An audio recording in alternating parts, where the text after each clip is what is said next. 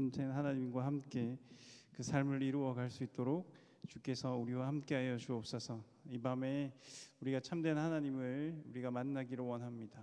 하나님께서 우리에게 참으로 원하시는 것이 무엇인지 우리가 알기 원합니다. 하나님, 내가 원하는 바를 주님께 이루어가고 주님께 고하는 밤이 아니라 참된 하나님의 뜻이 무엇인지 묻고 주님께로 가까이 가는 시간들로 주여 인도하여 주시옵소서. 하나님 감사합니다. 모든 말씀 우리를 구원하신 예수 그리스도의 이름으로 기도합니다. 아멘.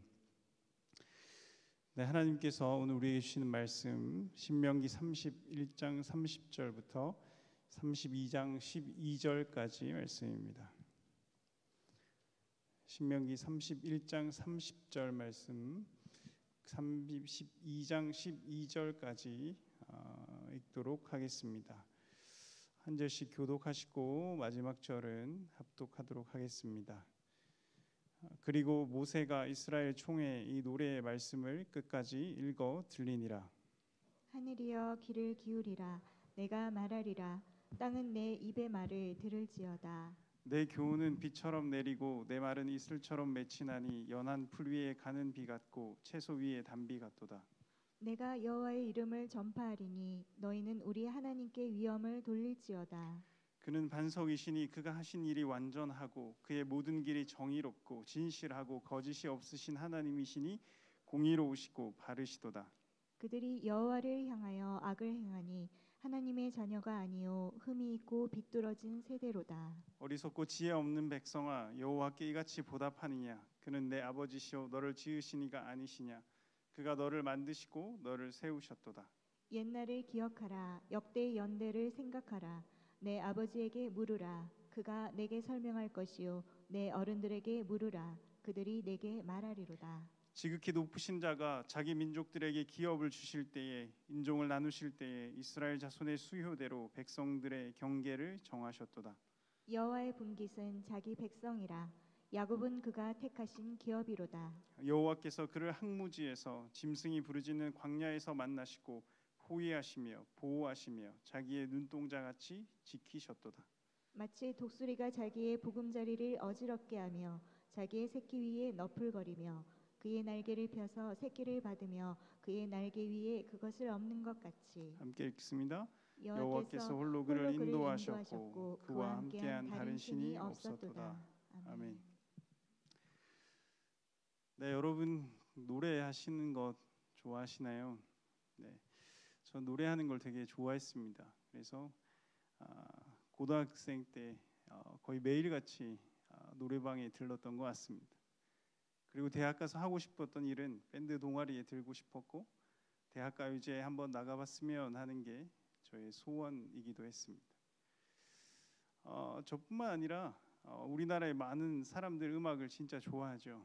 노래방의 문화가 다른 어떤 나라보다 뛰어나고 또 음악 오디션 프로그램 등이 정말 인기가 많아서 계속해서 그것의 색깔만 조금씩 바꾸어서 계속해서 나오는 것을 보면, 그리고 나오는 프로그램들마다 사람들에게 인기를 얻는 것을 보면 노래하는 것을 참으로 좋아하는구나라는 것을 알 수 있습니다. 여러분, 이런 노래들은 우리 인생의 희로애락을 노래하죠. 그래서 그 속에서 많은 노래의 가사들에서 마치 내 이야기 같은 공감대를 형성하며 그 속에서 감동과 기쁨의 이제 카타르시스를 느끼면서 그래서 우리가 음악과 그 노래들을 사랑하는 것 같습니다. 그런데 이런 이제 노래와 찬양은 조금 다른 것 같아요. 그렇죠? 그래서 질문 한번 달리해 볼까요? 여러분 찬양은 정말 좋아하시나요? 찬양은 음악이 담고 있는 그 노래 중에서 그 내용이 그 사람들의 희로애락이나 그 감정들, 연민들을 담고 있는 노래가 아니라 하나님에 관한 노래들입니다. 하나님의 성품, 하나님의 행하신 일, 예수 그리스도의 십자가와 부활, 그리고 성령의 임재와 성령의 일하심, 즉 삼위 하나님의 성품과 삼위 하나님이 일하심을 노래하는 것이 바로 찬양이라고 할 수 있습니다. 그런 이 찬양이 우리에게 굉장히 중요한 것이죠. 참으로 많이 우리에게 큰 신앙생활에 도움이 되고 위로가 되는 것도 사실입니다. 그러나 이 찬양이 우리에게 그냥 마치 그냥 설교를 들어가기 위한 어떤 하나의 도입으로 이 예배를 빌드업 시켜 나가는 하나의 과정으로서의 요소가 아니라 그 찬양 자체로 여러분 그것이 하나의 말씀과도 같다. 찬양 자체로 온전한 우리의 고백적인 기도가 된다는 것을 우리는 알아야 합니다. 그래서 감사하는 마음으로 우리는 기도할 수 있고 그것을 이제 찬양으로 담아낼 수 있는 것이고 우리가 찬양할 때 정말 우리가 말씀을 선포하듯이 하나님을 선포하는 것이죠. 그래서 우리는 이 찬양을 정말 가슴 깊이 우리가 진심을 다해서 찬양할 때 우리 안에서 참된 신앙을 경험할 수 있는 것입니다. 그래서 이 찬양을 우리가 주님께 드릴 때 중요한 것은 우리가 얼마나 우리의 중심으로 찬양을 드리냐 하는 거예요.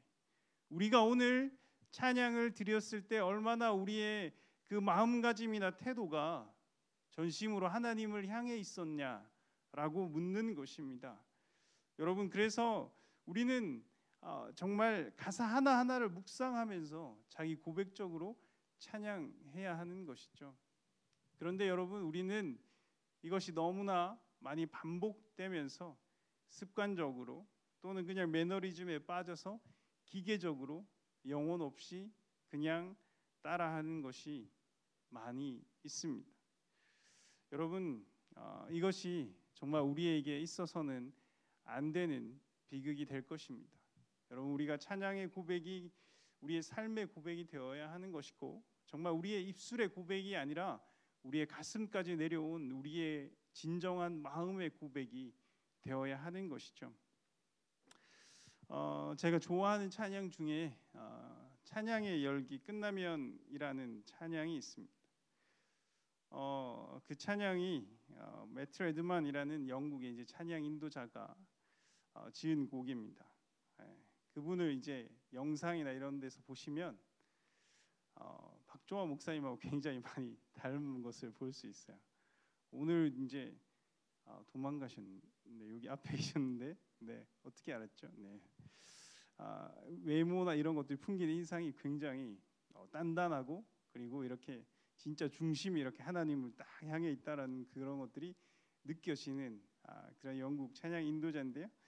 유명한 곡으로는 송축해 내 영혼, 송축해 내 영혼, 내 영혼아 거룩하신 이름, 10,000 reasons, 만 가지 이유라는 찬양인데요. 오늘 지금 이제 제가 잠깐 함께 들려줄 노래는 찬양의 열기라는 노래입니다. Heart of Worship이라는 찬양인데 이 찬양을 우리 1절만 한번 제가 찬양을 우리가 해보겠습니다. 가사를 한번 묵상해 보시면 좋겠습니다.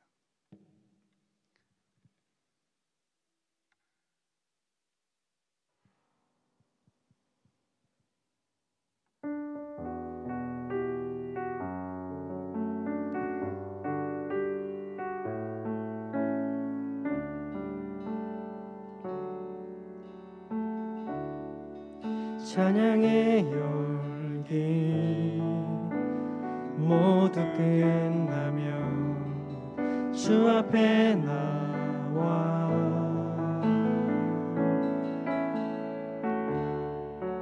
더욱 진실한 예배드리네 주님을 향한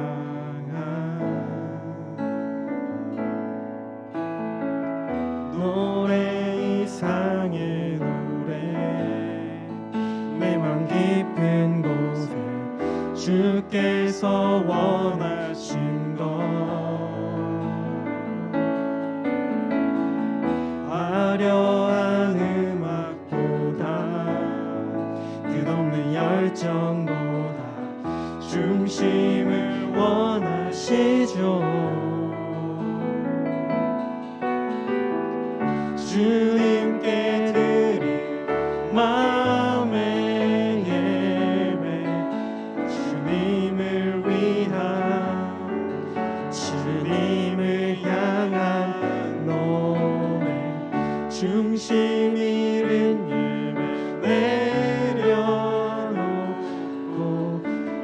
나 돌아와 주님만 예배해요. 네, 잘 들으셨나요?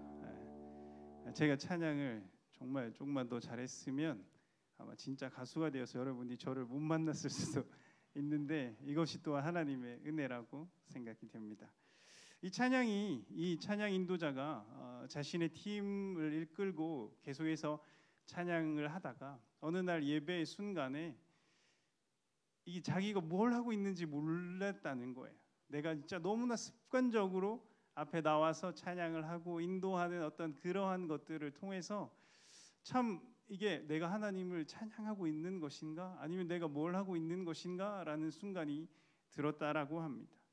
온갖 음향 장비와 값비싼 악기들 그리고 현란한 기교들과 환경 속에서 자기가 찬양을 드리는데 이 모든 것들이 오히려 찬양에 오히려 더 방해가 된다라는 것을 깨닫고 오히려 이거 다 필요 없겠다, 다 치워버리는 결단을 하게 됩니다. 그리고 그 공동체에서 이러한 모든 것이 없는 예배를 이제 시도하게 되는 거죠. 처음에 굉장히 많은 어려움이 있었습니다. 습관적으로 우리가 사용했던 모든 그렇게 편리한 장비들이 없어지니까 얼마나 어려웠을까요?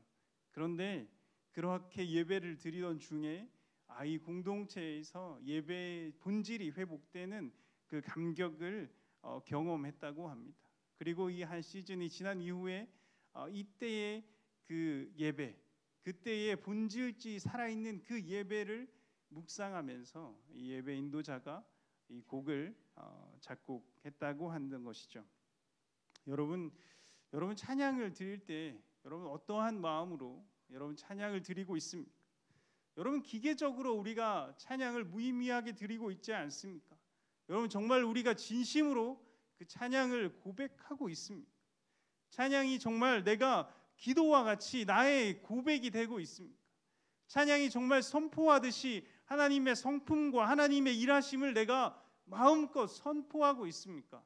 아니면 그냥 글씨라서 그냥 하나의 의미이기 때문에 그것을 그냥 따라가고 있는 거예요. 우리는 자신의 찬양의 모습, 우리의 예배의 모습들을 돌아보아야 하는 것이죠. 우리의 진정한 찬양의 고백이 우리의 삶의 고백이 되고 우리의 삶의 예배가 되어 가야 하는 것입니다.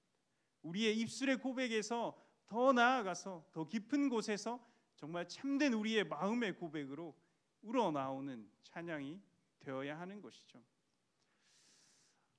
여러분 오늘 이렇게 찬양에 대해서 제가 잠깐 이제 이야기한 이유는 모세의 오늘 찬양이 오늘 본문이기 때문입니다. 이 오늘 32장의 말씀은 모세의 노래라고 이제 성경에 보면 적혀 있어요. 그래서 오늘 좀 서론이 이제 좀 길긴 했는데요. 네. 처음 부른 이제 모세의 노래는 승리의 노래라고 불립니다. 이게 출애굽기 15장 말씀인데요. 이때 이제 출애굽을 해서 홍해를 만났을 때 하나님께서 홍해를 갈라주시고 이스라엘 백성들은 홍해를 건너고 애굽 군대는 그 바다에 수장되는 그 놀라운 하나님의 역사를 경험하고 모세가 노래하는 것이죠. 그래서 이 출애굽기에서 노래합니다. 그리고 오늘 이제 두 번째 이제 모세가 노래하죠. 가나안을 앞에 두고 자기 인도하신 하나님과 그리고 앞으로 이끌어 가실 하나님의 그 미래 역사들을 노래하고 있는 것이 오늘 신명기 32장입니다. 여기서 모세는 자기의 인생 중에 만난 하나님의 성품을 비로 비유하면서 찬양하고 있는 것이죠. 모세의 인생 가운데 비는 여러 가지 의미로 다가오는 것이죠. 그렇습니다. 지난 모세의 잘못들을 이 비는 처음에 씻겨주는 비로 내리는 거예요. 모세의 지난 잘못들을 씻어주시고 다시 만나주시고 다시 소명을 회복시켜 주시는 것입니다. 메말랐던 그 영혼들을 소생시키는 그 생명력의 비로 모세 가운데 임재하셨던 것이죠. 그리고 하나님은 모세의 삶 속에서 때마다 그리고 시마다 필요한 순간에 모든 것을 공급해 주시는 또 채우시는 비로 하나님께서 내려주셨습니다. 그래서 그는 그 모든 결핍들을 채우고 그 내려주시는 비로 말미암아 풍성한 열매를 거두게 해주신 것입니다. 그리고 하나님은 모세가 이스라엘 백성들에게 마지막으로 자신의 사은 마음과 하나님의 사랑을 이스라엘 백성들에게 전달하는, 그렇게 흘겨보내는 비로 내려주셨던 것입니다. 또한 모세는 오늘 본문에서 하나님을 반석이라고 말하고 있습니다. 주님은 견고하게 서 있는 반석이었습니다. 이스라엘 백성들은 시시때때로 그 마음이 갈대와 같이 변했습니다. 항상 그에게 불평하고 그에게 대들었습니다. 그들의 마음은 모래 같아서 순간 하나님을 경험하면 굳어졌다가 어느새 다 와르르 무너지고 다시 모세를 향해서 모세를 힘들게 했습니다. 그때 하나님은 반석과도 같으셔서 변함없고 공정하고 진실하고 신실하게 모세를 인도해 주셨다라는 거예요. 그래서 모세의 삶 속에서 하나님은 힘든 일 속에서 피할 바위, 피할 피난처가 되어 주셨던 것이죠. 그리고 광야 속에서 혹독한 더위를 피할 수 있는 바위가 되어 주셨던 것입니다. 하나님은 흔들릴 때에 붙잡으면 요동치 아니하는 꼼짝없는 산과 같은 그러한 바위였습니다. 하나님은 견고하여서 뒷곳을 반석이 되었습니다. 순간순간 힘들 때, 자기의 정체성과 자기의 소명이 흔들릴 때 자기가 다시금 세워질 바로 흔들림 없는 반석이 되어 주셨습니다. 오늘 여러분에게 한번 묻고 싶습니다. 여러분에게 하나님은 무엇입니까? 여러분에게 하나님은 어떠한 것으로 여러분 하나님을 찬양할 수 있겠습니까? 하나님이 바람으로 여러분에게 다가오십니까? 친구 같은 하나님이 다가오셨습니까? 아버지와 같은, 때로는 햇빛 같은, 때로는 어떠한 모형으로 여러분의 삶에 그 하나님이 찾아오셨냐 묻는 것입니다. 오늘 문득 이제 그런 생각이 들었습니다. 여러분, 이것을 그냥 말씀으로 제가 묻고 지나가는 것이 아니라 한 번쯤 한번 여러분들이 생각해 보았으면 좋겠다라는 생각이 들어서 오늘 잠깐 이 시간에 우리가 찬양을 들으면서 좀 묵상했으면 좋겠습니다. 여러분의 삶에서 다가온 하나님, 지금 이제 빗소리가 들리는 찬양을 틀어줄 텐데 우리 다 같이 여러분들이 눈을 감고 잠시 묵상해 보았으면 좋겠습니다. 하나님은 나에게 어떠한 분이셨습니까? 하나님은 우리의 인생 가운데 어떠한 분이셨습니까?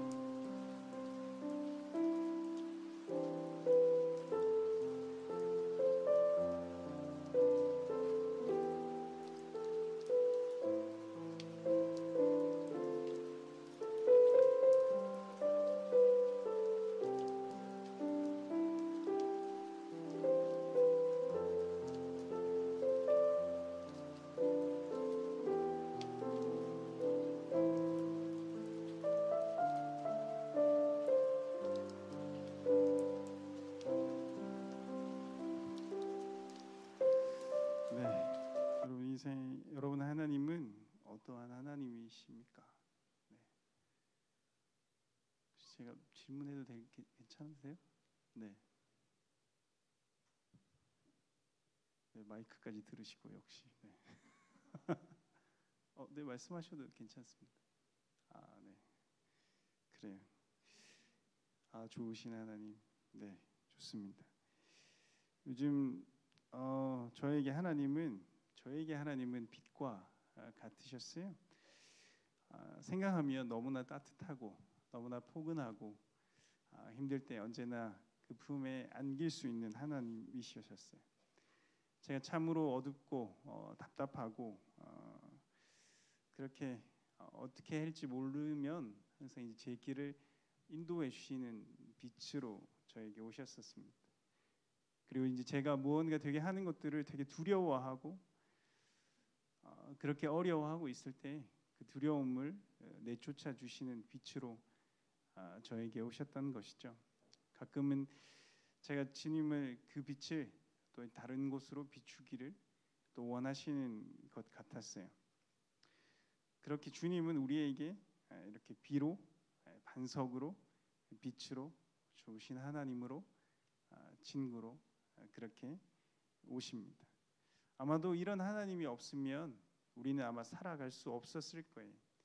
왜냐하면 이스라엘 백성들과 같은 우리들은 주님께서 우리들이 흠이 없이 창조하셨지만 우리들의 마음은 삐뚤어져 있고 그래서 우리는 패역한 세대답게 악을 행하고 그리고 우리의 마음은 왜곡되고 삐뚤어져서 하나님의 사랑도 제대로 받지 못하는 어리석은 백성이었습니다.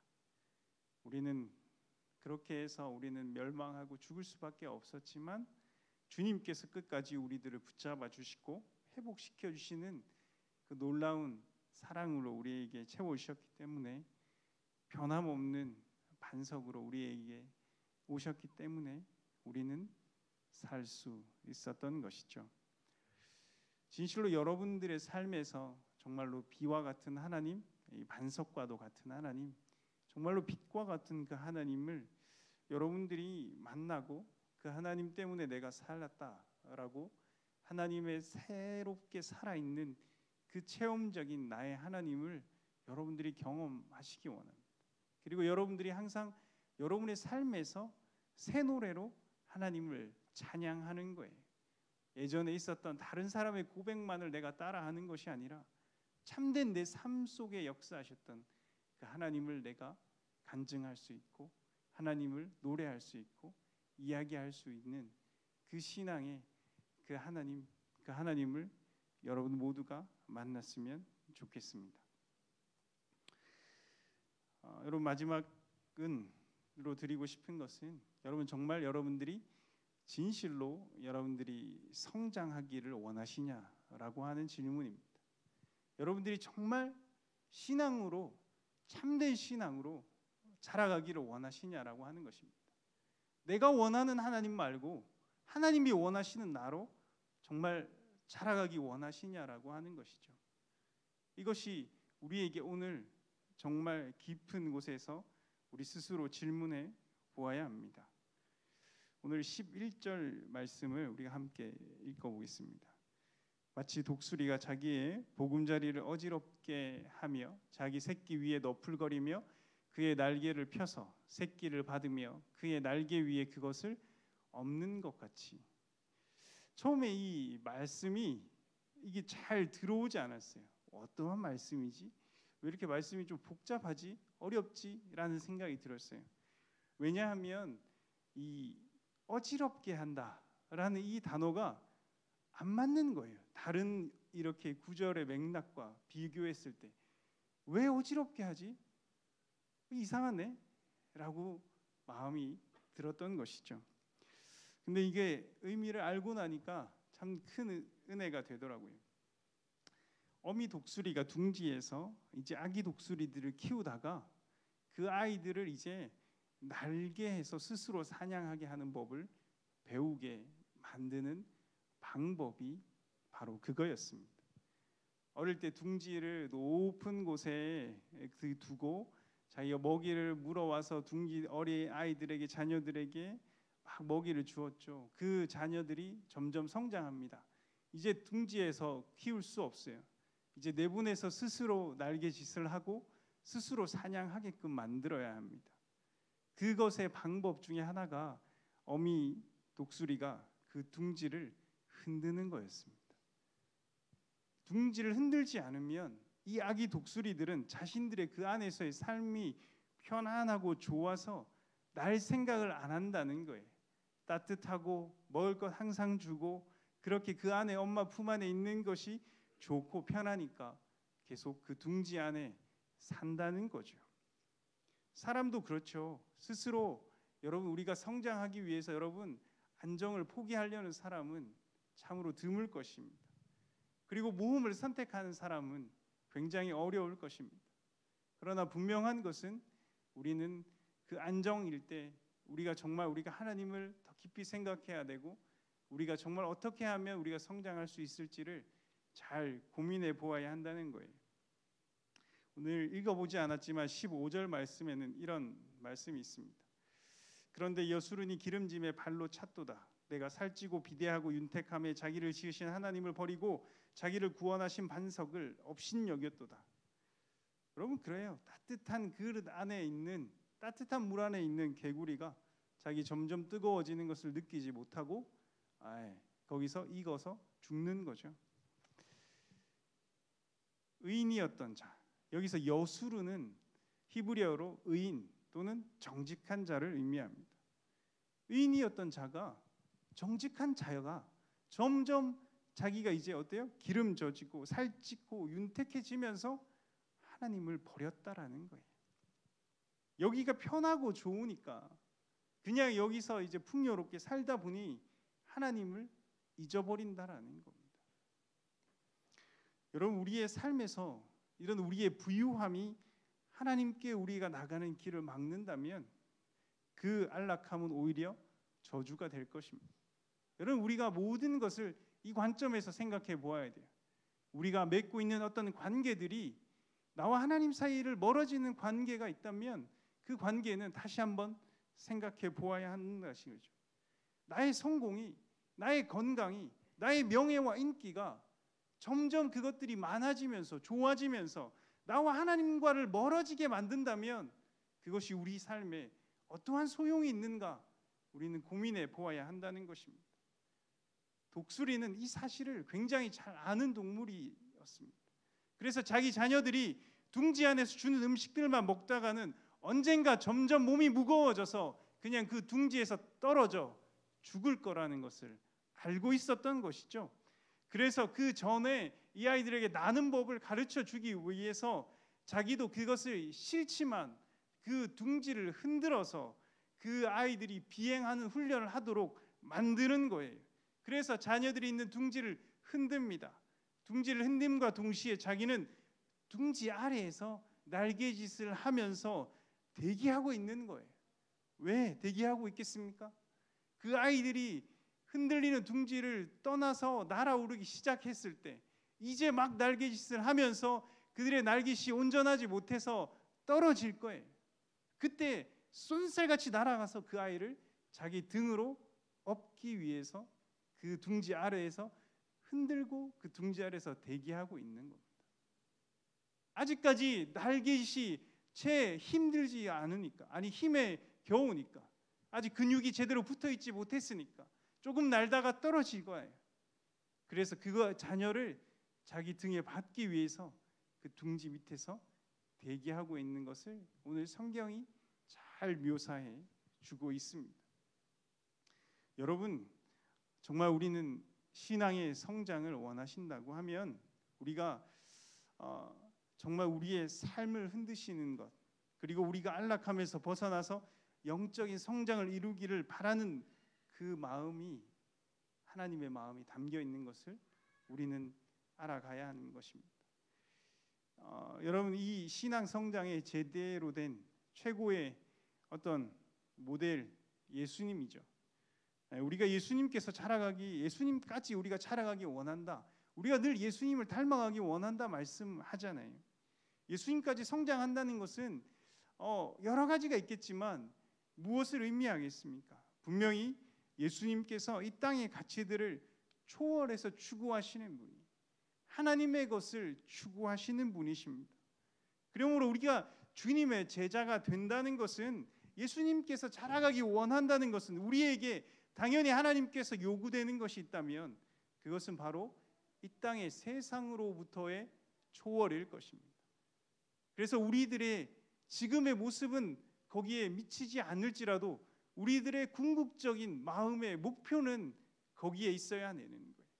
우리의 마음의 목표, 언젠가 내가 다다르겠다라는 그 성장의 지향점은 내가 하나님으로부터 잘 먹고 잘 살고 이 땅에서 건강하고 장수를 누리는 것이 아니라 예수님까지 내가 자라가겠다라고 하는 거기에 우리의 신앙의 목표가 있어야 한다는 거예요.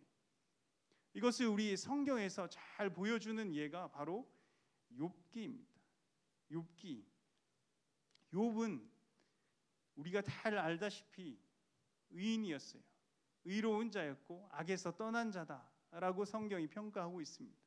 생활적인 면에서 신앙적인 면에서 훌륭한 삶을 살아가고 있습니다. 그러나 그 신앙이 참된 신앙, 정말 깊은 신앙은 아니었다라는 것을 알 수 있습니다.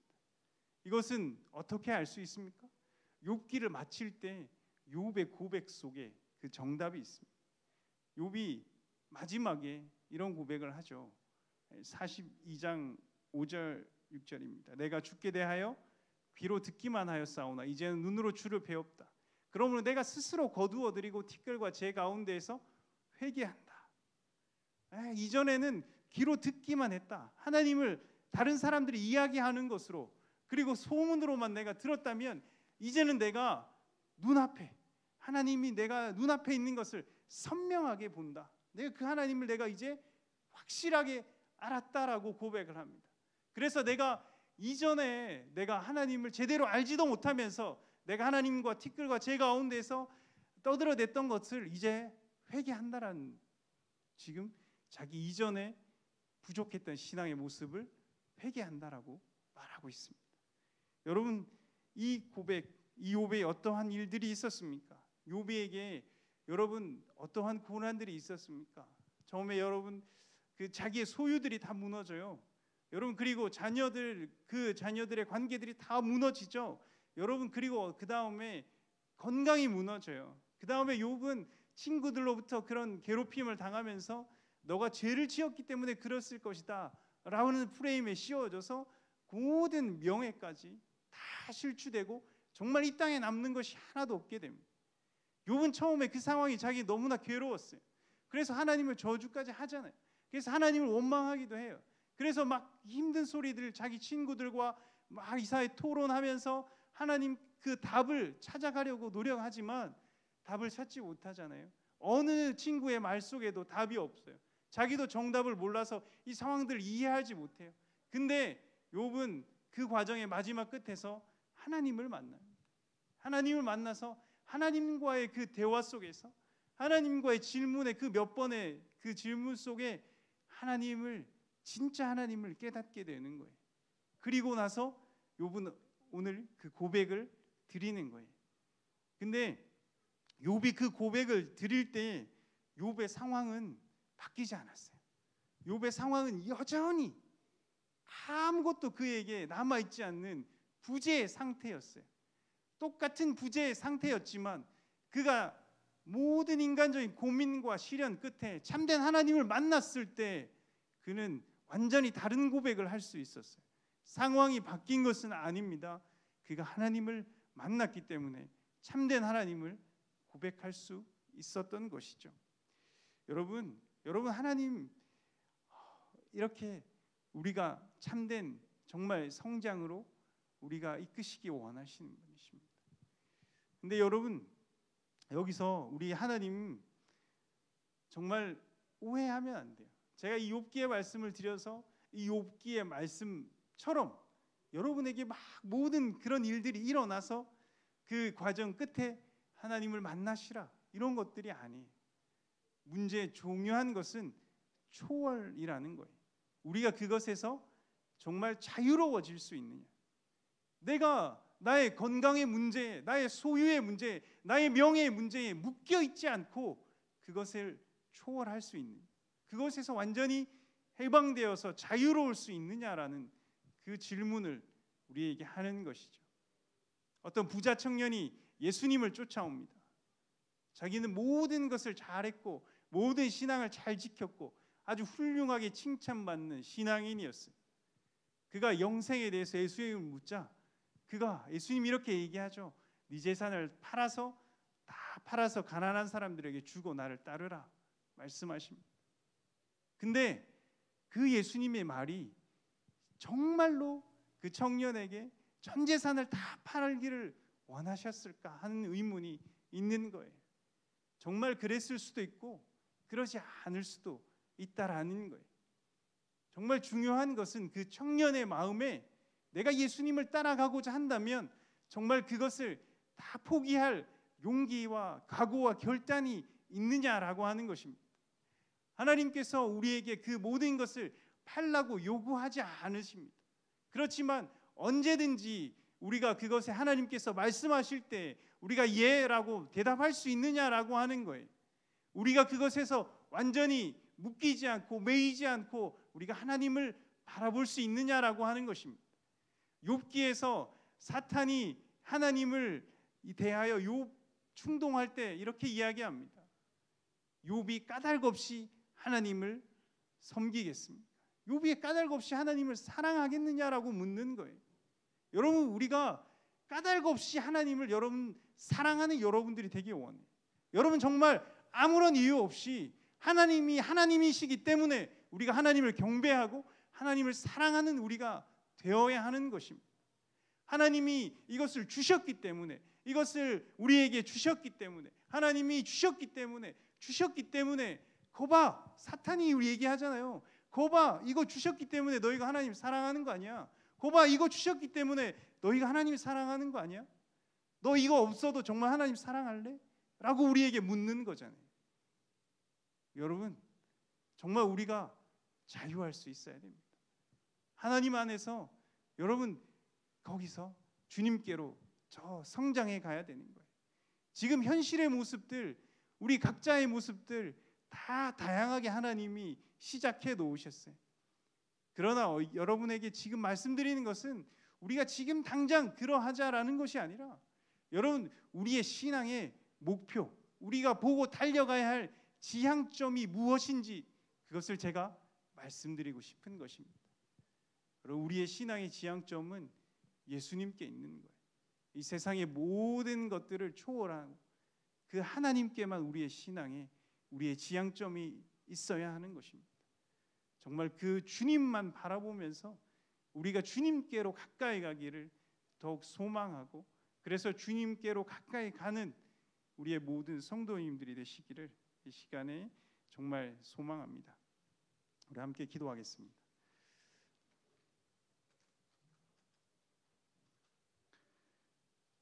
하나님 감사합니다. 하나님, 우리에게 참된 하나님을 알게 해주십시오. 하나님 아버지, 우리가 그 참된 하나님을 우리의 삶에서 만나기를 원합니다. 그 하나님이 때로 우리에게 비로 오시기도 하시고, 우리에게 반석으로 우리에게 오시기도 하시고, 우리에게 빛으로 오시기도 하시고, 참된 하나님 아버지, 여러 가지 친구와 같이, 아버지와 같이 우리들을 하나님 아버지와 만나 주십니다. 우리가 그 하나님을 만나며 우리들이 신앙생활 하는 가운데 우리들은 예수님까지 자라가기를 원합니다. 하나님 아버지, 내 마음의 욕심과 내 마음의 하나님 못난 자아가 하나님 아버지 그것을 늘 막을지언정, 또 하나님 아버지 우리가 실패하고 쓰러질지언정 우리는 다시 일어나고 그곳을 바라보고, 우리는 다시 아버지 우리의 마음을 새롭게 하고 그곳을 바라보고 우리는 달려가야 합니다. 주님께서 우리들을 인도하여 주시고, 주님께서 우리를 예수님까지 우리가 자라가도록, 우리가 그렇게 신앙의 장성함을 이루어가도록 우리의 삶에 오직 성령의 열매들만 우리들이 맺히도록 주님 우리를 인도하여 주시옵소서. 하나님 감사합니다. 모든 말씀 예수 그리스도의 이름으로 기도합니다.